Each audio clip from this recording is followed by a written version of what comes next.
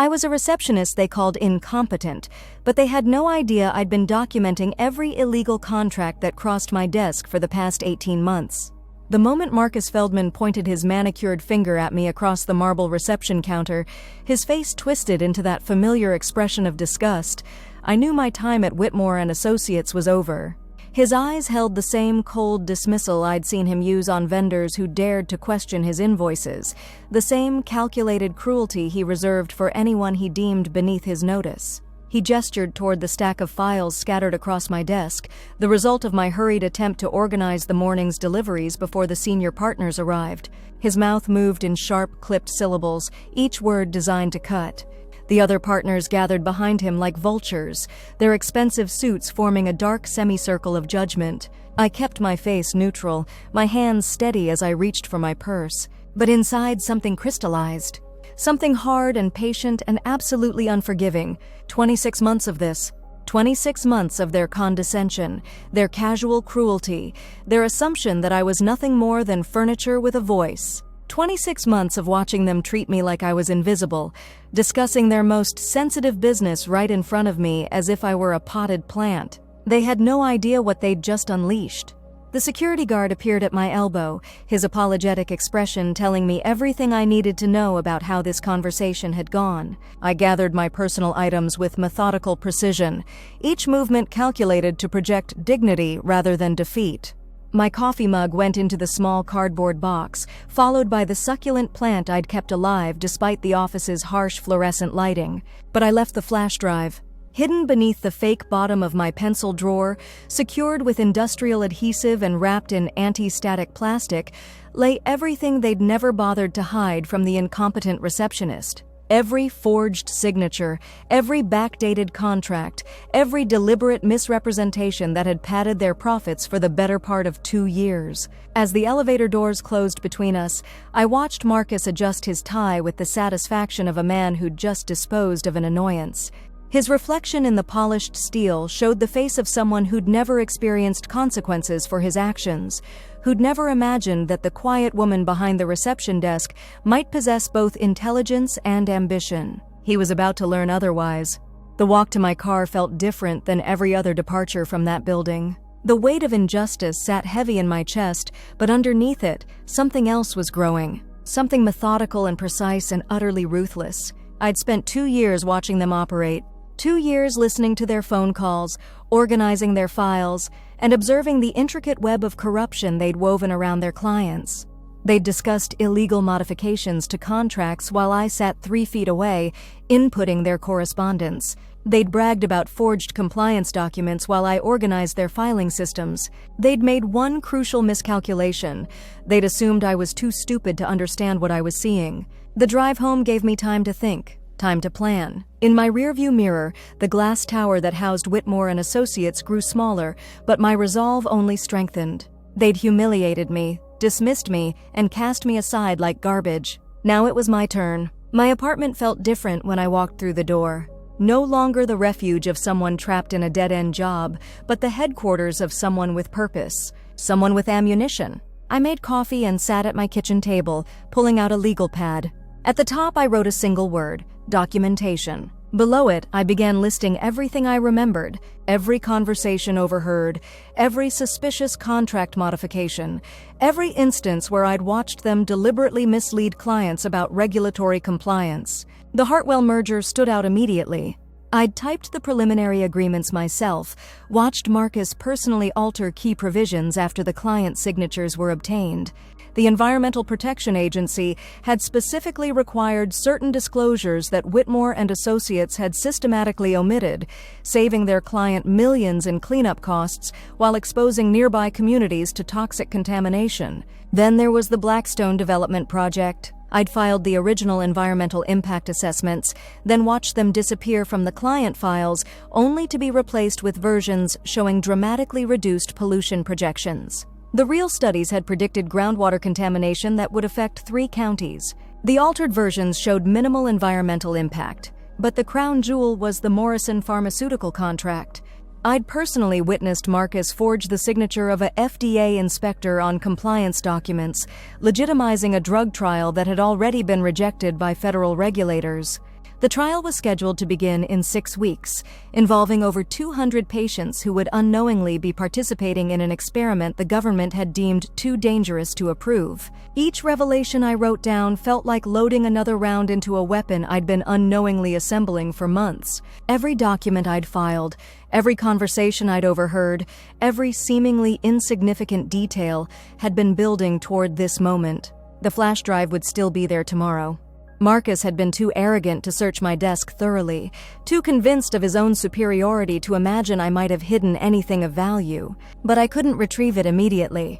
Too suspicious. I needed to be patient, strategic. I needed to be everything they'd never given me credit for. The next morning, I called in sick to my new temp assignment and drove back to the Whitmore building, not to the office itself, but to the coffee shop across the street where I'd sometimes grabbed lunch. From the window seat, I had a perfect view of the lobby. I ordered a latte and opened a magazine, settling in to observe, to learn their patterns, their routines, their vulnerabilities. Marcus arrived at 8:15, his usual time. He strode through the lobby with the confidence of a man who'd never faced real consequences, his phone pressed to his ear as he gestured animatedly. Through the floor-to-ceiling windows, I could see him stop at what used to be my desk, probably noticing for the first time how much work I'd actually been handling. The temporary receptionist they'd hired looked overwhelmed. Papers scattered across the counter, phone calls going unanswered, clients standing in confused clusters while she struggled to locate their appointments in the computer system I'd meticulously organized. Good. But my focus wasn't on their immediate inconvenience. I was studying the bigger picture, mapping out the logistics of what came next. The security cameras in the lobby, the keycard access points, the shift changes for the cleaning crew I'd chatted with countless times during my late-night overtime sessions. Most importantly, I was watching for the moment when arrogance would create opportunity. It came sooner than expected. Thursday afternoon, as I maintained my vigil from the coffee shop, I watched a convoy of black SUVs pull up to the building's main entrance. Federal agents, their purposeful stride and coordinated movements unmistakable even from a distance. They disappeared into the lobby, and within minutes, I could see the chaos beginning to unfold through the office windows 30 floors above. Someone had tipped them off. Someone had given them reason to believe Whitmore and Associates was worth investigating, but they were looking in the wrong places, asking the wrong questions. I could tell from the way the agents were conducting their search, focusing on the senior partners' offices while ignoring the real treasure trove of evidence hidden in plain sight. They needed guidance. They needed someone who understood exactly where the bodies were buried. That evening, I composed my first anonymous email. To the Federal Bureau of Investigation, Environmental Protection Agency, and Food and Drug Administration, it began. I recommend you examine the contents of the hidden compartment in the reception desk, second drawer from the top, left side of the Whitmore and Associates main lobby. But I didn't send it yet. One strategic advantage I possessed was time. The federal investigation would take weeks to build momentum, and rushing could compromise everything. Instead, I needed to ensure the evidence was properly positioned, properly protected, and properly devastating. Friday morning, I walked into the Whitmore building for the first time since my termination. The temporary receptionist looked up with obvious relief when I approached her desk. Her name tag read Jennifer, and the stress lines around her eyes suggested she'd been having the week from hell. I explained that I'd left some personal items in the desk during my hasty departure, that Mr. Feldman had given permission for me to retrieve them. The lie came easily, naturally. Jennifer was too overwhelmed to question it, too grateful for even a moment's respite from the chaos. She stepped away to handle a phone call, and I had my opportunity. The flash drive was exactly where I'd left it, undisturbed in its hidden compartment. But I didn't remove it. Instead, I added to it. From my purse, I withdrew 3 additional storage devices. The first contained copies of emails I'd retrieved from the server during my final week, Marcus's correspondence with the forged FDA inspector clearly outlining their conspiracy. The second held photographs I'd taken of document alterations in progress, time-stamped images showing Marcus literally cutting and pasting sections from different contracts. The third was the masterpiece, audio recordings. For 6 months, I'd been using my phone to record conversations that took place near my desk.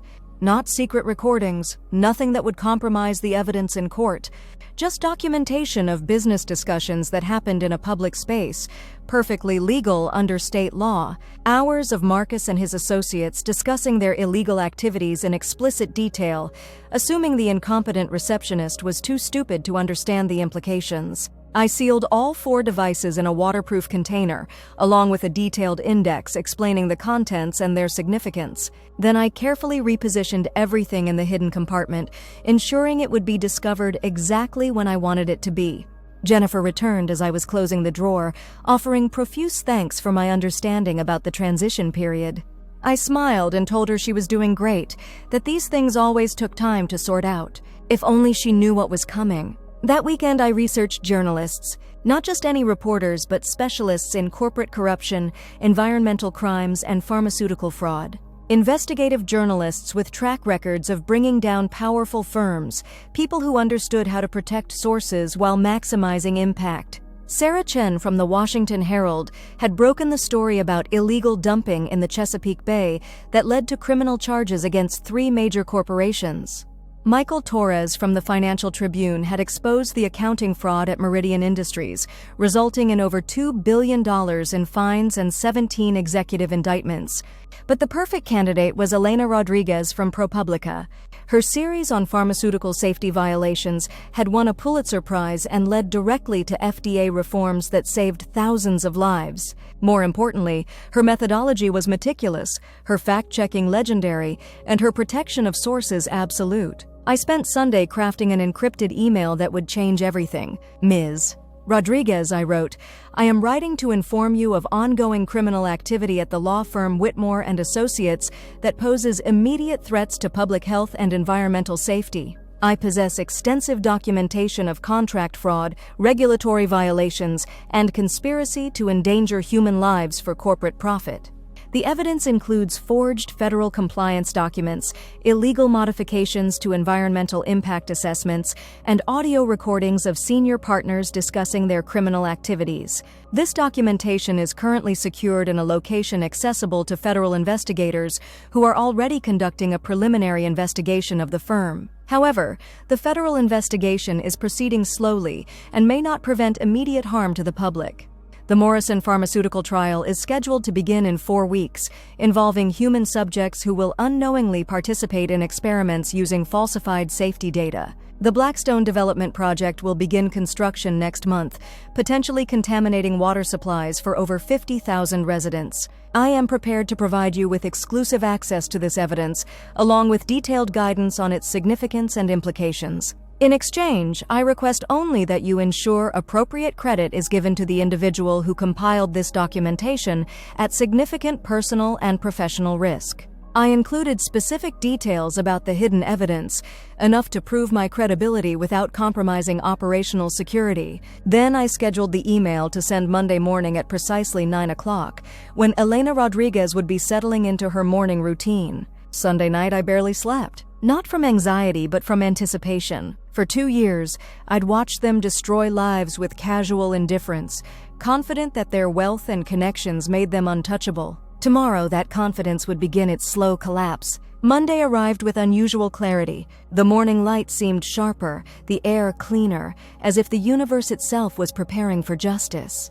I drove to the office building where I'd started my new temporary assignment, a small accounting firm that treated their employees with basic human decency. The work was mundane but honest, and my supervisor had already commented on my efficiency and attention to detail. Apparently, competence was more recognizable when people bothered to look for it. At 9:15, my phone buzzed with a notification. Elena Rodriguez had replied to my email within minutes, requesting an immediate conference call to discuss the documentation. Her response was professional but urgent, the tone of someone who recognized a career-defining story when it landed in her inbox. I stepped outside during my morning break and dialed the number she'd provided. Rodriguez's voice was crisp, focused, and absolutely ruthless in its precision. She asked detailed questions about the evidence, cross-referencing my claims against public records and federal databases in real time. Within 20 minutes, she'd verified enough of my information to convince herself that I was legitimate. More importantly, she'd identified the timeline pressure. The Morrison trial and Blackstone construction project weren't just future problems. They were imminent disasters that could only be prevented by immediate action. We agreed to meet that evening at a restaurant downtown, somewhere public but private enough for extended conversation. She would bring legal counsel and a secure communication device. I would bring additional evidence that I'd kept separate from the office cash. The rest of my workday passed in a haze of focused productivity. I completed my assigned tasks with mechanical precision while my mind raced through contingencies and preparations. Every phone call could be Rodriguez confirming details. Every email notification could be the beginning of the avalanche. But beneath the anticipation, something else was building. Something cold and patient and absolutely merciless. They'd called me incompetent. They'd dismissed me as irrelevant. They'd assumed I was too stupid to understand what I was witnessing, too powerless to act on what I'd learned. Tonight, they'd discover exactly how wrong they'd been. The restaurant Rodriguez had chosen was perfect, upscale enough to discourage eavesdropping, casual enough to avoid attracting attention. I arrived 15 minutes early and selected a corner booth with clear sightlines to all entrances, a habit I'd developed during my months of careful observation. Rodriguez arrived exactly on time, accompanied by a woman I recognized as Patricia Walsh, the Herald's legal counsel specializing in whistleblower protection. They moved with the confidence of people accustomed to handling explosive information, their body language alert but controlled. The conversation began immediately. Rodriguez had already verified the federal investigation at Whitmore and Associates, confirming that agents had indeed conducted preliminary searches of the offices. She'd also discovered that the investigation had stalled due to lack of concrete evidence, exactly as I'd predicted. I slid a tablet across the table, loaded with copies of everything I'd documented. Financial records showing systematic overbilling, correspondence detailing deliberate regulatory violations, photographic evidence of document falsification. But the audio recordings were what made her eyes widen. Marcus's voice, clear and unmistakable, discussing the Morrison trial fraud in explicit detail. His casual admission that the falsified FDA approval could result in patient deaths, balanced against the firm's potential profit margins. His laughter as he described environmental lawyers as pathetic idealists who didn't understand real-world business. Rodriguez listened to 30 seconds before pausing the playback, her expression shifting from professional interest to personal outrage. Walsh leaned forward, her legal mind already cataloging the criminal implications of what we'd just heard. The pharmaceutical fraud alone carried potential sentences of 20 to life for each executive involved. The environmental violations represented hundreds of millions in federal fines and civil penalties. The conspiracy charges could dismantle the entire firm and destroy every career associated with it. Rodriguez asked about my motivations, my timeline, my expectations for the story's impact. I explained my termination from Whitmore and Associates, their assumption that I was too incompetent to recognize their criminal behavior, my months of careful documentation. But I also made clear that this wasn't about personal revenge. It was about preventing immediate harm to hundreds of people who would suffer if these crimes continued. The Morrison trial participants, the Blackstone development communities, the countless future victims of their systematic corruption. Rodriguez and Walsh exchanged glances, the kind of silent communication that passes between professionals who've worked together for years. They were calculating timelines, legal strategies, publication schedules. Most importantly, they were recognizing the story that would define their careers. We spent 3 hours mapping out the investigation strategy. Rodriguez would need 48 hours to verify the evidence and conduct additional interviews. Walsh would prepare legal protections for me as a source, ensuring my safety throughout the publication process.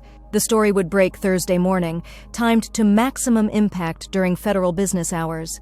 Rodriguez had already confirmed that agents were prepared to execute search warrants the moment her article went live, using my evidence as probable cause for expanded investigations. But Wednesday night, something unexpected happened. I was preparing for bed when my phone rang, the number unfamiliar but the caller ID showing a Washington, D.C. area code. Against my better judgment, I answered. The voice on the other end was smooth, professional, and utterly chilling in its casual menace. The caller identified himself as James Crawford, a private investigator working for Whitmore and Associates. He'd been hired to identify and neutralize potential threats to the firm's reputation. He knew my name, my address, my new employment location. He knew about my meeting with Rodriguez, though he lacked details about what information had been exchanged. Most disturbingly, he knew about the federal investigation and seemed confident that it could be contained through appropriate channels. Crawford's message was simple: withdraw my cooperation with any media investigations, and my termination from Whitmore and Associates would be attributed to ordinary downsizing. Refuse, and they would pursue criminal charges against me for theft of proprietary information, corporate espionage, and violation of confidentiality agreements. The threat was professionally delivered but absolutely clear. They were offering me one final opportunity to disappear quietly before they destroyed my life entirely. I thanked him for the call and hung up without responding to his ultimatum. Then I immediately contacted Rodriguez. Her reaction was swift and decisive. Crawford's call was evidence of obstruction of justice, witness intimidation, and criminal conspiracy. More importantly, it suggested that someone inside the federal investigation was leaking information to Whitmore and Associates. Rodriguez had seen this pattern before, powerful firms using their political connections to sabotage investigations from within. But Crawford's call had been a crucial mistake, providing evidence of criminal behavior that even corrupt federal agents couldn't ignore. She moved the publication timeline up by 24 hours. Thursday morning, I woke up to find my world completely transformed. Rodriguez's story dominated the front page of every major newspaper, led every television news broadcast, and crashed the ProPublica website within minutes of publication. The headline was stark and devastating: law firm executives conspire to falsify federal safety documents, endangering hundreds of lives. But it wasn't just a news story. It was a systematic destruction of everything Whitmore and Associates had built. The audio recordings played continuously on cable news networks, Marcus's voice echoing through millions of homes as he casually discussed pharmaceutical fraud and environmental crimes. The photographic evidence appeared on every major news website, time-stamped images showing document falsification in progress. Most damaging of all were the details that only someone with intimate knowledge of their operations could have provided. The story didn't just accuse them of crimes, it mapped out their entire criminal enterprise with forensic precision. By noon, federal agents had executed search warrants at every Whitmore and Associates office, seizing computers, files, and financial records. The Morrison pharmaceutical trial was suspended pending federal review. The Blackstone development project was halted by emergency environmental injunction. Marcus's face appeared on television screens across the country, not as a successful attorney, but as a suspected criminal being led away in handcuffs. But I wasn't watching from home. I was sitting in the coffee shop across from their building, the same window seat where I'd observed their routines for weeks. The scene unfolding in the lobby was everything I'd imagined and more. Federal agents moving with purpose, boxes of evidence being loaded onto trucks, employees scattering like insects when someone lifted a rock. Through the office windows, I could see chaos spreading through every floor. Partners huddled in emergency meetings, associates frantically shredding documents, support staff gathering personal belongings as the firm's infrastructure collapsed around them. Jennifer, the temporary receptionist, stood near what used to be my desk as agents carefully extracted the hidden evidence I'd planted. She looked confused, overwhelmed, completely unaware that she was witnessing the culmination of a plan that had been months in the making. The irony was perfect. They'd fired me for incompetence while I was assembling evidence of their crimes. They'd dismissed me as irrelevant while I was preparing their destruction. They'd assumed I was too stupid to understand their business while I was documenting every illegal detail. Now their arrogance had consumed them entirely. My phone buzzed with a text from Rodriguez. Federal prosecutors confirm they have enough evidence for multiple indictments. This is the biggest white-collar crime story of the decade. You did this. But she was wrong about one thing. I hadn't done this to them. They'd done it to themselves. I'd simply been competent enough to document it. Friday morning brought even better news. The Justice Department had announced a multi-agency task force to investigate corporate crime in the legal industry, using the Whitmore and Associates case as a template for identifying similar corruption elsewhere. Marcus and 4 other senior partners were facing federal charges that could result in life sentences. The firm's assets had been frozen pending civil penalties that would likely exceed their total net worth. Their professional licenses were suspended permanently, but the personal satisfaction came from smaller details that only I would appreciate. Crawford, the private investigator who'd threatened me, was arrested for witness intimidation and obstruction of justice. The federal leak he'd been exploiting was traced to a Justice Department official who'd been receiving payments from Whitmore and Associates for years. Most importantly, the Morrison pharmaceutical trial had been permanently canceled after federal investigators discovered that the drug's actual side effects included heart failure, liver damage, and potential death. Over 200 participants who would have unknowingly risked their lives were now safe. The Blackstone Development Project's suspension led to discovery of contaminated groundwater that would have affected 3 counties, exactly as the original environmental impact assessment had predicted. Cleanup efforts would take years, but thousands of families would now have safe drinking water. I'd prevented multiple disasters while destroying the people who'd dismissed me as incompetent. The mathematical precision of it was deeply satisfying. But the real victory came Tuesday afternoon, when I received an unexpected phone call. The voice belonged to Patricia Harrison, managing partner at Morrison, Chen & Associates, one of the most prestigious public interest law firms in the country. She'd been following the Whitmore & Associates investigation and had a proposition.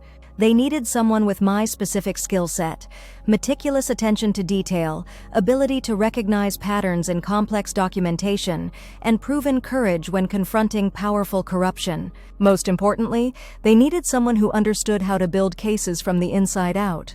The position was Senior Legal Investigator, a newly created role designed specifically around my demonstrated abilities. The salary was triple what I'd been making at Whitmore & Associates. The work would involve traveling across the country, helping other whistleblowers document corporate crimes, and building cases against firms just like the one that had destroyed my life. I accepted immediately. 6 months later, I was sitting in another coffee shop, this time in Phoenix, watching another corrupt law firm through another set of floor-to-ceiling windows. The target was a defense contractor that had been falsifying military equipment safety tests, potentially endangering soldiers in combat zones.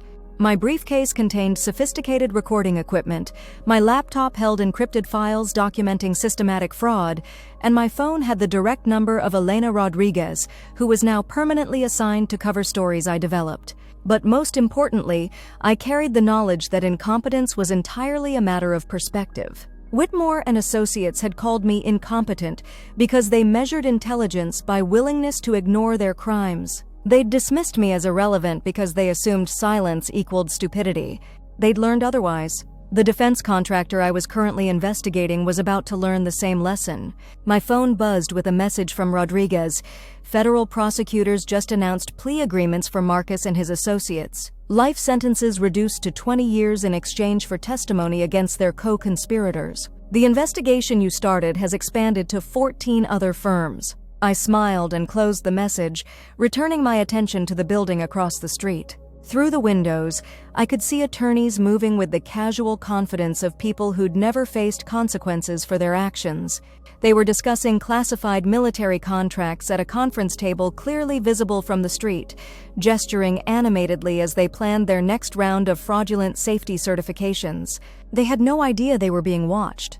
They had no idea their conversations were being recorded. Most importantly, they had no idea that the quiet woman in the coffee shop across the street understood exactly what they were discussing and exactly how to destroy them. I opened my laptop and began typing my preliminary report. They were about to discover that competence, like justice, was often a matter of patience, preparation, and perfect timing. And I had become very, very good at all 3.